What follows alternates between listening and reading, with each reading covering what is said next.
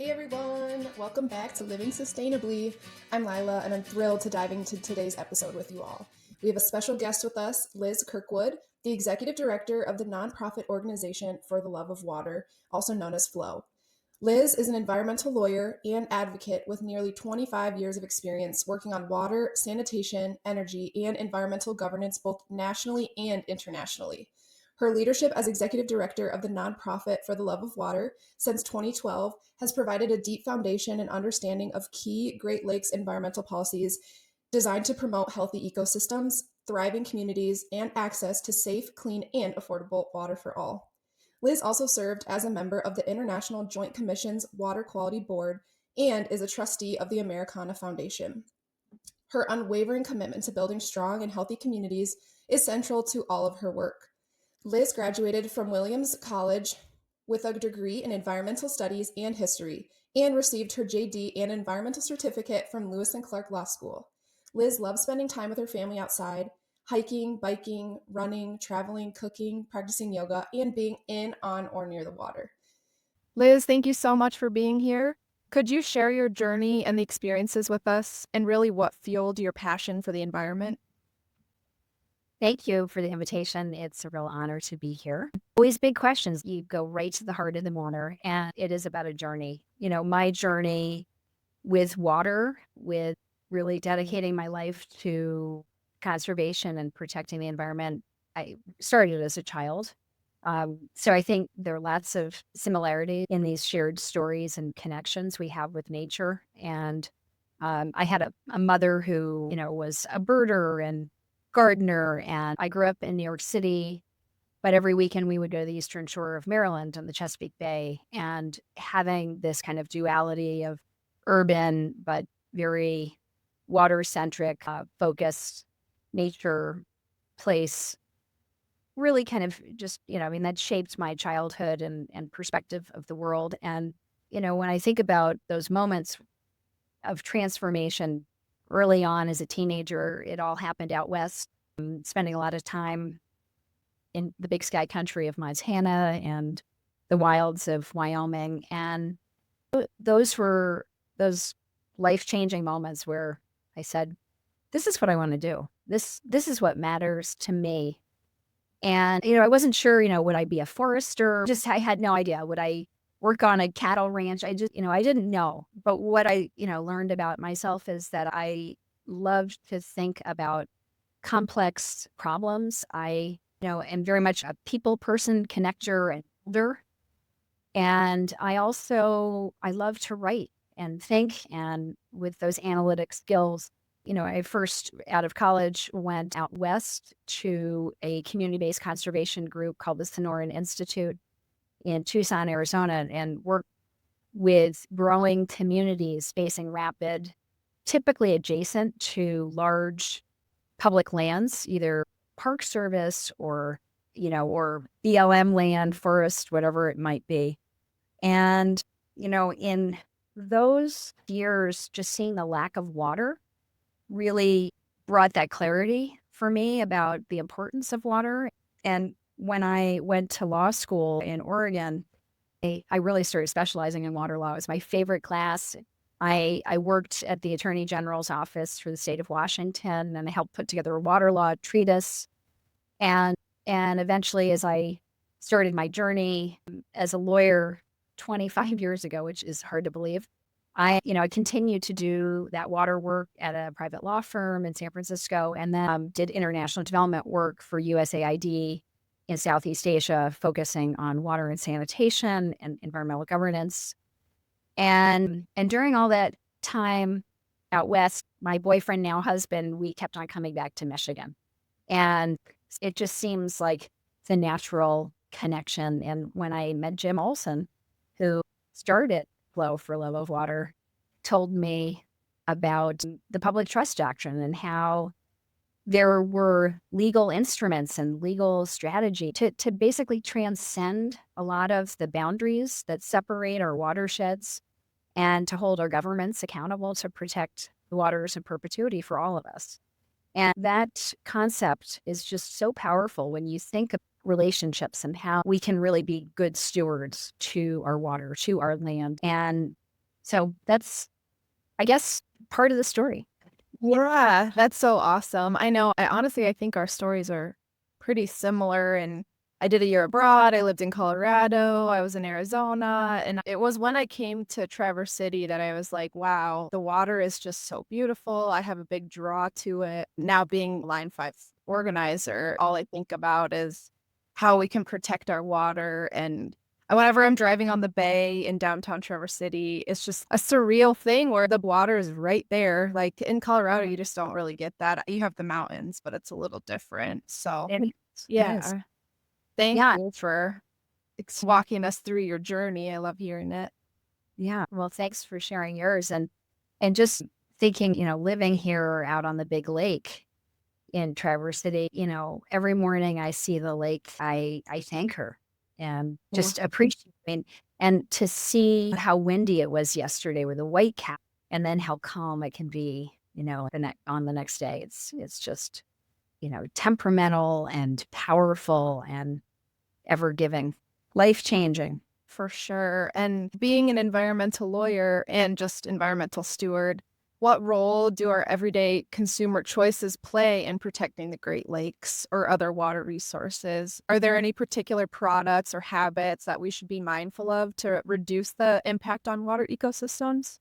It's a really important question. And before I jump into, any kind of product advertisement, which I was slightly reluctant to do, I I also just want to sort of de-emphasize the role of consumers, because um, we as consumers do have power, but remember that the responsibility goes up to corporations, to governments, because of the scale at which they operate.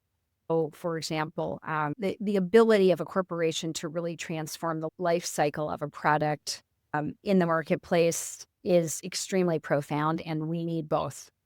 So I just want to preface those comments with that. And of course, public awareness and pressure is absolutely critical to moving the needle for changing behavior. And I was thinking about, with Lake Erie in the 50s and 60s with these toxic algal blooms that were cleaned up in the 70s and 80s and 90s even, we, as a society, we started regulating point sources with the Clean Water Act and required municipal wastewater systems to have limitations on their discharge. And then we banned phosphorus in laundry detergent. For me, in terms of choices that I've made in my personal life, is the quest to get rid of plastic in my house. And that's extremely difficult. And you all know that. And the first place that I really wanted to tackle it was trying to get rid of Tupperware around my food. And, many people have done that. So choosing glass containers. But of course, there's always a plastic top. So it's like, right, we're not perfect. We're just doing our best. This is like the conundrum that you see in The Good Place, right? So all of these kind of moral, ethical dilemmas, but just remember, you're doing something. You're advancing the ball. You may not be perfect. That's okay. The plastics issue is just extremely overwhelming. It's kind of this is like the next phase of oil and gas, where the natural gas liquids are used for plastics production. And the International Joint Commission, the Great Lakes Science Advisory Board, just found that the microplastics in the Great Lakes fish rank among the highest globally, exposing consumers to potential risks. And the real big issue, though, is that the US and Canadian governments don't track microplastics. So we continue to operate without full knowledge. So I actually canvassed my staff because I wanted to know what products, eco-friendly products folks were using. So the first thing that we talked about was just how, it's really important to try to avoid any waterproof products, because it's really likely that PFAS, PFOA, and that whole class of fluorine chemicals that are known as the forever chemicals will be there. And the health impacts, are complex. We don't want to have them we don't want PFAS in our system. And 99% of Americans have it in our blood anyway. So, I mean, this is everything I hate to tell you, the inside of a popcorn bag, a microwavable popcorn bag or tooth floss and, mascara and all these things. It's pretty tough. And especially for all, folks, Northern Michigan, we love to go outside and Gore-Tex, all of these products, they have PFAS in them because of the incredible water resistant nature of it, Scotchgard and Teflon, all this stuff. Oh, actually, and that would be a good thing, is looking for non-Teflon pans. Yeah, I just switched out all of my pans because someone had told us about it and I was like, oh shoot. So I got Yeah. rid of all of those, but I did not know about the waterproof material. So that's really good to know. Just steer clear from that. Yeah, it's really, there might be kind of like water resistances and things that we can put on. So I always think about the laundry soap. So Moonworks laundry soap, that's a brand here made in Traverse City. Another one is from Hey Sunday, and those are laundry detergent sheets. So those are great because they're, getting rid of the plastic bottles and things like that. And there's a third one called Earth Breeze. So those were a couple of ideas. All of these products, they're dealing with lots of challenges because they don't want to ship things in plastic. One of the companies I think about that has done a lot of terrific work is Lush Cosmetics, and they often supported NGOs, here in the U.S. and in the U.K. and they're really kind of out in the vanguard of change, really leading the way. And then a site called Grow Collective that has lots of different products. And, you can always clean with like vinegar and water, add a scent if you don't like that. And just try to think about, what you're putting on your body, what you're consuming. And all of that really matters because we don't fully understand kind of the bioaccumulation of all of these chemicals that we've been exposed to in our lives, everything from TCE to PFAS and, an alphabet soup. I know. And I was reading somewhere before about all like cleaning products, like you're saying, you're washing your counters, you're washing your sink, your toilet, your bathtub, and they all just go into the water. Right. It makes sense that the more natural cleaners are the best way to go. And it's hard. It's hard to find things, especially with consumer convenience. Everything that's online, you never know if it's real, if it's being greenwashed, if people say it's good and it's not. So it's good to know some certain brands and especially just local. I think everyone should just support local and try to buy stuff from their own area and go from there because usually those are the most organic. I'll just say one other thing, which is the reason this matters is that what we individually produce and put in the water, it comes back to us, right? Either through the municipal water systems, but if you're on a septic system, those toxic chemicals, they're going to be leaching into your fields. Maybe your private well is nearby. So it's so important to be thinking about, what you put in the system. It's going to go somewhere. And, you don't want to taint and contaminate your private water sources. So that's another example of why thinking about the entire life cycle of the way we interact with all these products. Thank you for sharing. And I think it's just important for people to know what goes in your water, ultimately you're putting back in your body. So it makes sense. It's just something that a lot of people, and even myself, didn't think about before. You just figure it gets filters out somewhere. It's not going to end up in my body, but it does. Yeah, because even the municipal systems, the water systems, they don't have filters for PFAS. This is this next frontier, and it's really a crisis. We're going to be seeing this across the country. I was just reading about how an engineer company was putting on a filtration system to address the PFAS at a municipal level, and it's extremely expensive. Yeah. And there's a lot of high tech equipment for that, but it's easier to just cut it off at the source and use the products that don't put that in your body and other people's bodies anyway. I agree completely with all of those statements. And then moving forward, for someone who wants to get more involved in water protection, I know like you're with For the Love of Water, and just for people who want to get more involved in water protection and maybe they don't have a background in environmental law, what's an effective way to advocate for water issues in their community? There are so many ways to get involved. And we are really, really fortunate here in our community that we have a really vibrant nonprofit and, local government engagement in protection of our air, water, and land. So I always think about what are your gifts and talents? Are you an artist, or you're a writer, you're a scientist, you're an engineer? What skills, gifts can you share?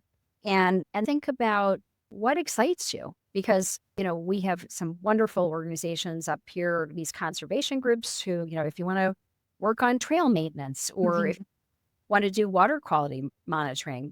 Grand Traverse Watershed Center has citizen scientist efforts, the Conservation District. There were a lot of really great options. Then, of course, there's so many events. There are film screenings that, feature everything from Line 5 to PFAS to you name it. And signing up and getting information from these different organizations is really important, just to know about different upcoming events. Those are the kind of rudimentary things I think about, just as like a way to enter. And we also live in a community that have really extraordinarily talented retired folks, and you just never know what kind of doors that you can open. So I think the most important thing is just finding alignment about what excites you, what interests you, what motivates you, and what kind of community can you connect with. Yeah, I love that, because when people think of getting involved in water protection and things like that, I feel like they get a little overwhelmed. And before I was a contractor and an organizer, I was too. It feels like you need a degree and you need all this stuff and you need background information, but really just be passionate. You can use your art, you can put it on display, you can share. And I actually did stream water monitoring last year. And for anyone who has that opportunity, it's really cool. So I love that you brought up those ways, because I don't think those are the first thing you think of when you say, oh, what can I do in my community? So yeah, using your passions and what you love to do and just make it your own. Absolutely. Where did you do the water monitoring? The Grand Traverse Regional Land Conservancy hosted a stream quality monitoring with the Grand Traverse Watershed Center. And so I did it through, I was an AmeriCorps member and I was able to do it through them. Right. And it was awesome. We did, I think, 8 different water sources, and it was just in the Mitchell Creek watershed. Fantastic. But just seeing the little invertebrates and all the little things in your water, it really makes you think about what your choices do to the water and how they affect things up to a millimeter in size, because everything, depends on that water. So it's really cool. I would highly recommend. Yeah. So that's a fantastic example. And I will just say that the area that you sampled in is where the intake is to water system for Traverse City and Grand Traverse area. And if you, this is something that amazes me. In East Bay, 60% of the water that comes into that bay that becomes our water source comes from that chain of lakes. And what that underscores to me and reminds me of, having grown up in New York, that's kind of Adirondacks, right? In New York City, the Adirondacks is the water source for, the million people in New York City. And for the people in our region, the chain of lakes is, our most prized area in terms of the water protection. And that's why conservation is so important around that particular area. Thank you for putting that into perspective. And before we come to a close, I always do a Mythbuster portion of the episode. I love doing it. I think it's really cool because there's so many misconceptions out there about the environment, sustainability, and everything. So as an environmental lawyer, what's a common misconception about environmental law that you wish people understood? Well, I'm not sure if it's just environmental law, but a common misperception is I'm an environmentalist because I recycle. Something I don't want to hear anymore. Because it feels like really 1970s to me. And it's great that you love to recycle, but you consider the entire life cycle of whatever you're doing. And we need a whole new paradigm shift, right? Where we're living in right relationship with each other, with all living things, with our community. And, a person who thinks about sustainability, who thinks about the environment, understands the interconnectedness to everything that we do and is thinking about the impact through the entire life cycle of their actions, any product. And it's this holistic way of living. For example, I mean, and this relates too, is that when I hear it's jobs versus the environment, my hair is on fire because I've never heard of a job that wasn't in a specific environment. Tell me where that exists, like in outer space. I don't know. It makes sense. And idea that you would have a job that would sacrifice and poison the environment is shocking to me. Why would you do that? Again, somebody in that community is going to have to rely on the water, on the groundwater resource that you've contaminated because you dumped a whole bunch of chemicals out there and you didn't clean it up, right? I wish that false dichotomy would just fall away. And, if people are really worried about the economy, they should be really worried about their environment. And my hope is that we see things as they really are, that the interconnectedness of everything on this planet is about interdependence. It's about the network and the weaving together. That's what makes this planet and all living things function, at high levels rather than in conflict with each other. Thank you. Yeah. It is crazy to hear what constitutes an environmentalist in some people's personal dictionaries. I think there are ways to make it simple in a way where just making small choices every day to make a lasting impact, but it's not just recycling. It's not just, oh, I'm going to do this one day less. It is hard work. It's like anything else in life. It's hard, but if you think about it, like if you go outside and you enjoy it, then it's worth protecting. I mean, yeah, hikes bring me the biggest joy, and I always think about that when I'm out in the woods. My choices impact things like the trees that have nothing to do with what's going on. So, yeah, I appreciate uplifting that message because it really is important. Before we sign off, do you have any final thoughts or messages? I loved having you on, so thank you. Thank you. I really enjoyed speaking with you. I think we all are environmentalists. You can embrace the label or not, but it is part of being human and knowing our deep connections to Mother Earth and the water and one another. And that's what we need to do in the 21st century. Climate change is accelerating the impacts and the risks to planetary systems. The climate change is existential, and it is a manifestation of a broken water cycle where we see excessive precipitation and drought and the inability of the aquifers to recharge, rivers of water in the sky, and epic and unprecedented climate weather events. And it doesn't matter what you call it, but we have to confront it. And we have to prepare our society for these current changes. And it's so important that we depoliticize these issues because it's here, it's affecting all of us. Last week, you think about this historic ice storm in northern Michigan.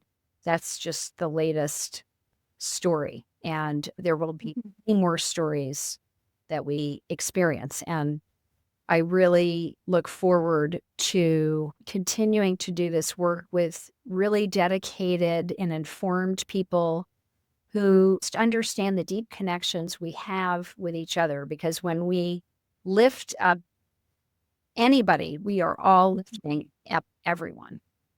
Thank you. Yeah, we only have one Earth. We have to appreciate her and all that she gives us and work together and make change and do stuff that makes us a little uncomfortable, makes us have those tough conversations about climate change. And get other people to get on board. So thank you so much for being here. It's been amazing hearing your insights and experiences.